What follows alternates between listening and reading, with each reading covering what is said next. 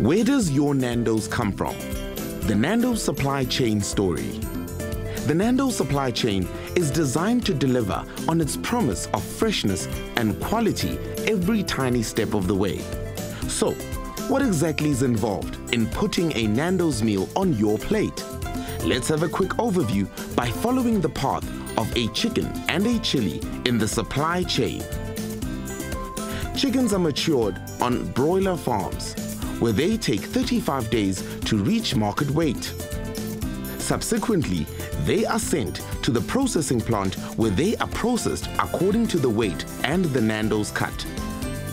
They are injected to boost tenderness, and marinade is applied to enhance its delicious flavor. From here, they go to the distribution centers, from where they are ordered and delivered to the restaurants.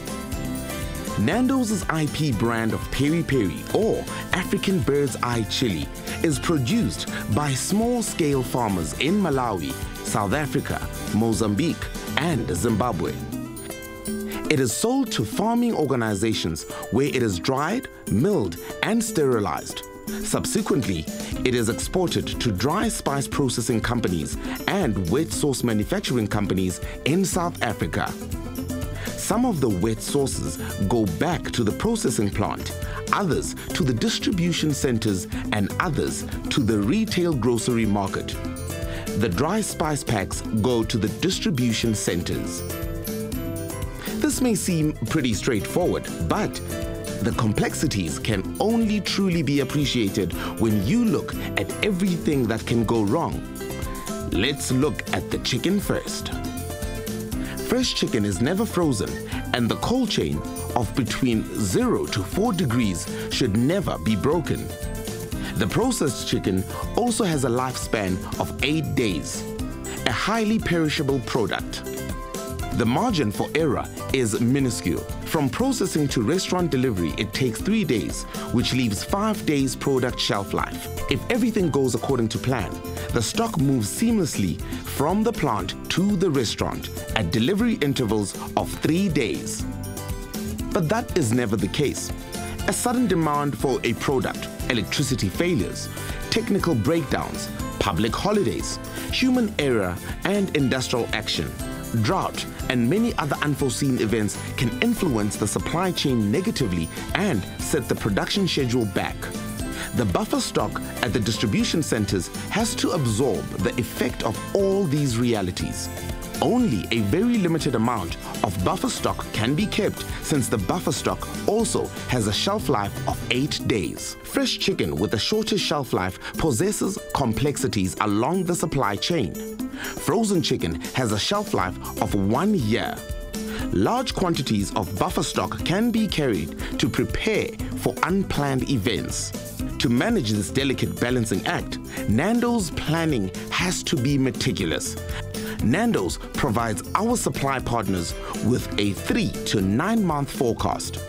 The individual restaurants have a monthly, weekly, daily, and an hourly production schedule, which are between 85 and 90% accurate.